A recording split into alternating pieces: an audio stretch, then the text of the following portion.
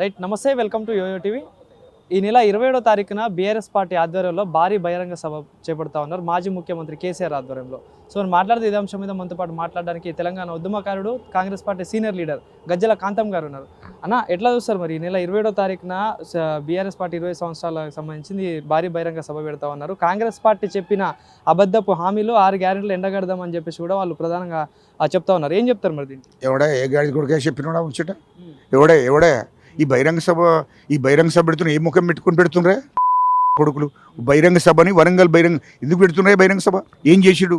మాజీ ముఖ్యమంత్రి కేసీఆర్ గారిని సూటిగా అడుగుతున్నా, వాడు కేటీఆర్ గారిని కూడా సూటిగా అడుగుతున్నా, అరే మీరు బహిరంగ సభ ఎందుకోసం పెడుతున్నారు? అసలు మీ పార్టీ ప్రాంతీయ పార్టీ, జాతీయ పార్టీ? అసలు టీఆర్ఎస్ పార్టీ, బీఆర్ఎస్ పార్టీ? మొదలు చెప్పండి. మీకే కనిపిస్తుంది ఎందుకురా భయ్ మీరు? రెండవది, తెలంగాణ రాష్ట్రం ఏర్పడక ముందు తెలంగాణ ప్రజలకు మీరేం చెప్పారో తెలంగాణ ప్రజలకు చెప్పండి. దళితుడిని ముఖ్యమంత్రి చేస్తారని చెప్పావు, ఆమె ఇచ్చిండు కదా ఇదే కేసీఆర్. మరి దళితుడి ముఖ్యమంత్రి ఎందుకు చేయలేదు? తెలంగాణలో దళితులందరూ మోసం చేసినట్టే కదా. ఈ ఆమె ఎందుకు నెరవేర్చలేదు? రెండవది, దళితులకు, అణగారిన కులాలకు డబుల్ బెడ్రూమ్ ఇస్తారని చెప్పాడు తెలంగాణ రాష్ట్ర వ్యాప్తంగా నిరుపేదలకు. మరి డబుల్ బెడ్రూమ్ ఎందుకు ఇవ్వలేదు తెలంగాణ ప్రజలకు, అట్టడుగు వర్గాలకు, దళితులకు ఎందుకు ఇవ్వలేదు? దానికి జవాబు చెప్పాలి. అంటే దళితులను, అణగారిన కులాలను మోసం చేసినట్టే కదా. మూడవది, దళిత బంధు ఇస్తారని చెప్పావు. దళిత బంధు హుజరాబాద్ ఎన్నికల కోసం దళిత బంధుని పెట్టాడు. మరి దళిత బంధు పూర్తిగా ఎందుకు అమలు చేయలేకపోయినావు? దళితులకు ఎందుకు ఒక హుజరాబాదులు అమలు చేసి తెలంగాణ రాష్ట్ర వ్యాప్తంగా దళితులను ఎందుకు మభ్యపెట్టి మోసం చేశావు? అదేవిధంగా నిరుద్యోగ వృత్తి ఇస్తారని చెప్పావు, ఎందుకు ఇవ్వలేదని నేను అడుగుతున్నా. ఎందుకు ఇవ్వలేదు? అది తెలంగాణ నువ్వు హామీ ఇచ్చినావు కదా, ఇంటికో ఉద్యోగం ఇస్తా, నిరుద్యోగ వృత్తి ఇస్తా, నిరుద్యోగులకు ఉద్యోగాలు ఇస్తారని చెప్పావు. 10 ఏళ్ల కాలంలో 10 ఏళ్ళు నువ్వు ముఖ్యమంత్రి ఉన్నావు కదా, మరి ఎందుకు ఇవ్వలేదని అంటున్నా. ఏం బీకేవని అడుగుతున్నా నేను. ఎందుకు ఇవ్వలేదు అని నేను అడుగుతున్నా. అదేవిధంగా ఇయ్యల్లో నువ్వు ఇట్లా చెప్పుకుంటూ పోతే అనేకమైన హామీలను ఎందుకు నెరవేర్చలేదు? మరి నువ్వు ఇంటికో ఉద్యోగం అన్నావు, ఇవ్వలేదు. నిరుద్యోగ వృత్తి అన్నావు, ఇవ్వలేదు. కానీ 10 ఏళ్లలో ఆస్తులు సృష్టించినాం, సంపద పెంచినాం అని చెప్పేసి బీఆర్ఎస్ పార్టీ అంటారు. ఎవడన్నాడా? చెప్పందుకుని కొడతారు తెలంగాణ ప్రజలు. ఏం తమాషాలు చేస్తుండ్రా? 7 లక్షల కోట్లు అప్పు చేశాడు, సంపదను సృష్టించినాడు, సంపద మొత్తం అమ్ముకున్నారు. 7 లక్షల కోట్లు అప్పు చేశారు. వాళ్ళు 10 ఏళ్ళు పరిపాలన చేసి తెలంగాణ ప్రజల మీద 75 ఏళ్ళ దేశానికి స్వతంత్రం వచ్చినప్పటి నుండి ఏ ముఖ్యమంత్రి కూడా అన్ని అప్పులు చేయలే. 75 ఏళ్లలో ఏ ముఖ్యమంత్రి చేయనటువంటి అప్పు ముఖ్యమంత్రిగా కేసీఆర్ ఎప్పుడైతే అయిండో 7 లక్షల కోట్లు అప్పు చేశాడు. 7 లక్షల కోట్లు అప్పు చేసి దాంట్లో 3 లక్షల కోట్లు దోపిడీ చేశారు. వాళ్ళ కుటుంబం తీసుకున్నది 3 లక్షల కోట్లు దోపిడీ జరిగేది. వాళ్ళ కుటుంబము ఆ 3 లక్షల కోట్లు దోపిడీ చేసేది. 3 లక్షల కోట్లు ఇతర దేశాలలో పెట్టుబడులు పెట్టారు. ఇది వాస్తవం కాదా? అది తెలంగాణ ప్రజలకు చెప్పాలి. సంపదను సృష్టించినట్టు నాకు ఇంకో విషయం నాకు అర్థం కాలే. ఏం సంపదను సృష్టించారు భయ్? కాళేశ్వరం ప్రాజెక్టు కట్టారు. 70,000 కోట్ల అంచనా దాని మొత్తం అంచనా 150,000 కోట్లకు పెంచాడు. అంటే 80,000 కోట్లు కాళేశ్వరం ప్రాజెక్టు పేరు మీదనే దోపిడీ జరిగింది. రెండోది, విద్యుత్ కొనుగోలు చేసినామని చెప్పాడు. 10 ఏళ్లలో 40,000 కోట్ల కొని 80,000 కోట్లకు రికార్డుకి ఎక్కించాడు. ఇంకా 40,000 కోట్లు విద్యుత్తులో మొత్తం దోపిడీ చేసాడు.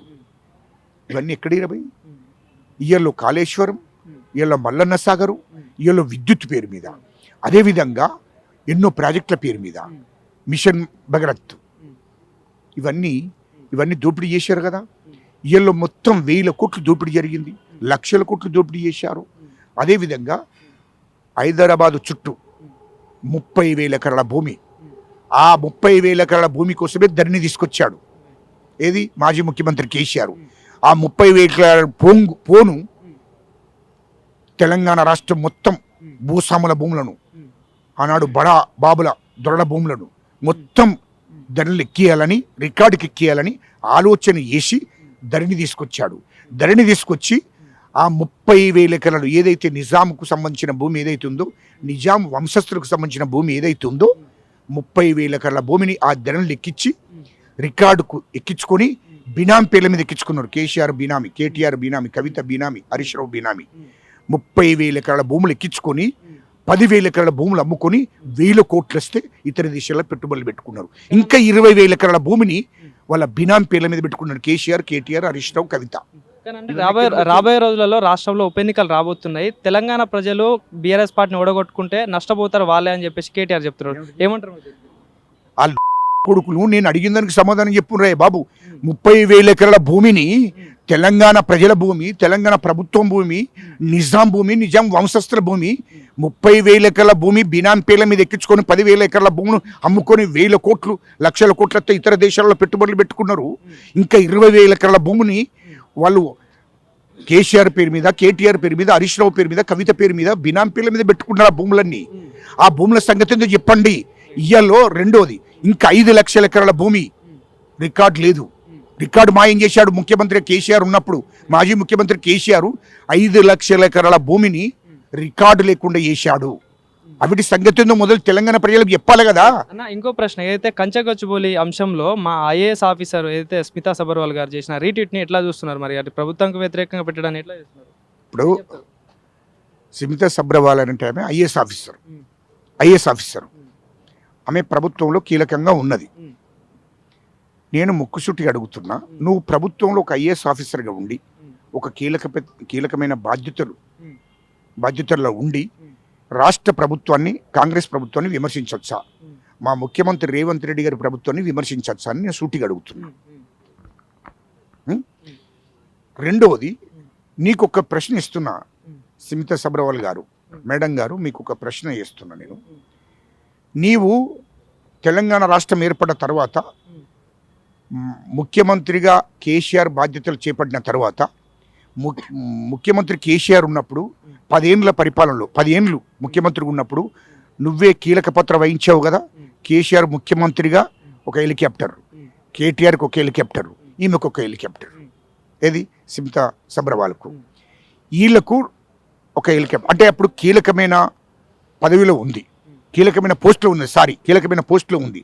ఇది స్మితా సబర్వాల్ ఏంది కార్యదర్శిగా, ప్రభుత్వ కార్యదర్శిగా కీలకమైన పోస్టులో ఉండి ముఖ్యమంత్రి తర్వాత ఈమెనే సెకండ్ ముఖ్యమంత్రిగా హెలికాప్టర్లో తిరుక్కుంటా మొత్తం ప్రాజెక్టులను పరిశీలన చేసుకుంటా, అడవులను పరిశీలన చేసుకుంటా, మొత్తం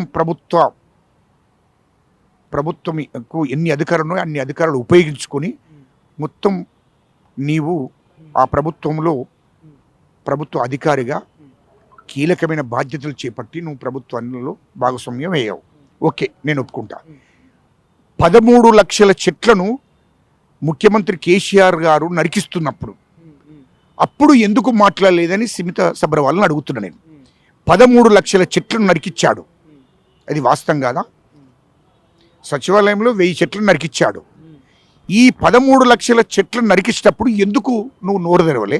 ఈ 13 లక్షల చెట్లను అడవులను నరికించేటప్పుడు అందులో వన్యప్రాణులన్నీ కూడా ఇతర రాష్ట్రాలకు అడవులలోకి వెళ్ళిపోయాయి. జింకలు కానీ, నెమ్మలు కానీ, అనేక రకాలమైన అడవి ప్రాణులు వెళ్ళిపోయాయి. అప్పుడు ఎందుకు నోరు తెరవలేదు అంటున్నా. నువ్వు కీలకమైన పోస్టులో ఉన్నావు కదా స్మితా సబర్వాల్ గారు, మీరు అప్పుడు ఎందుకు మాట్లాడలేదు అని అడుగుతున్నా. అప్పుడు ఎందుకు మాట్లాడలేదు? అప్పుడు ప్రభుత్వాన్ని ఎందుకు విమర్శించలేదు? అదేవిధంగా కాళేశ్వరం ప్రాజెక్టులో గంత దోపిడీ జరిగింది, విద్యుత్తులో గంత దోపిడీ జరిగింది. ఇయ్యలో 1000 ఎకరాల భూములను వాళ్ళు కబ్జా పెట్టుకున్నారు. ఇయ్యలో 1000 ఎకరాల భూములను బినామీ పేర్ల మీద పెట్టుకున్నారు. కేసీఆర్, కేటీఆర్, హరీష్ రావు, మరి కవిత, వీళ్ళందరూ పెట్టుకున్నప్పుడు అప్పుడు నువ్వు ప్రభుత్వంలో కీలక పాత్ర వహిస్తున్నావు కదా ఒక ఐఏఎస్ ఆఫీసర్గా. ఎందుకు వీటిని అడ్డగించలేదు? ఎందుకు ఆపలేదు? ఎందుకు ఇది ఇంత అన్యాయం జరుగుతుంటే మేము ఊరుకోమని అప్పుడు ఎందుకు చెప్పలేదు? అప్పుడు ట్విట్టర్లు ఎందుకు పెట్టలేదు? సోషల్ మీడియాలో ఎందుకు పెట్టలేదు? అప్పుడు ఏం చేసావని నేను అడుగుతున్నా. రెండవది, ఇక్కడ మాజీ ముఖ్యమంత్రిగా కేసీఆర్ ఉన్నప్పుడు స్మితా సబర్వాల్ గారు, ఆమెతో ఇంకా 5 ఐఏఎస్ ఆఫీసర్లు, ఇంకా ఐదుగురు, వీళ్ళు మొత్తం 6 ఐఏఎస్ ఆఫీసర్లు. వీళ్ళు కేసీఆర్ ముఖ్యమంత్రి కాకముందు ఎన్ని ఆస్తులు ఉన్నాయి, ఇప్పుడు కేసీఆర్ ప్రభుత్వంలో 10 ఏళ్లలో సంపాదించిన ఆస్తులు ఎంతో లెక్క, వీటి మీద కూడా విచారణ జరుగుతుంది. స్మితా సబర్వాల్ గారు మీ మీద కూడా విచారణ జరుగుతుంది. నీతో పాటు ఇంకా 5 ఐఏఎస్ ఆఫీసర్ల మీద కూడా విచారణ జరుగుతుంది. నువ్వు ఇయ్యాలో నీ ఆస్తులు ఎంత? 1000 నుంచి 2000 కోట్లు స్మితా సబర్వాల్ ఆస్తి.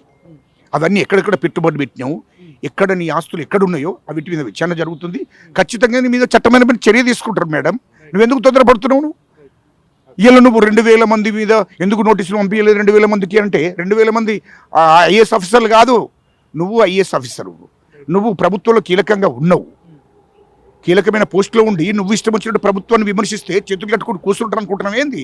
రేపు మొత్తము నువ్వు కేసీఆర్ ప్రభుత్వంలో కేటీఆర్ చేసిన దోపిడీల్లో నువ్వు కూడా భాగస్వామ్యమైనావు. సింతం సబ్రవాల్ గారు, మీరు ఎన్ని వేల కోట్లు సంపాదించారో పూర్తిగా ప్రభుత్వం దగ్గర రికార్డు ఉంది. ఖచ్చితంగా సిబిఐ, ఈడీ విచారణకు ఖచ్చితంగా కంప్లైంట్ చేస్తాం, మీ మీద విచారణ చేపిస్తాం. ఖచ్చితంగా మీకు తిహార్ జైలుకు పోతారు. మీరు కూడా ఎందుకు తొందరపడుతున్నావు అమ్మా? మేడం, అవన్నీ కూడా ప్రభుత్వం ఖచ్చితంగా విచారణ చేస్తుంది. Thank you.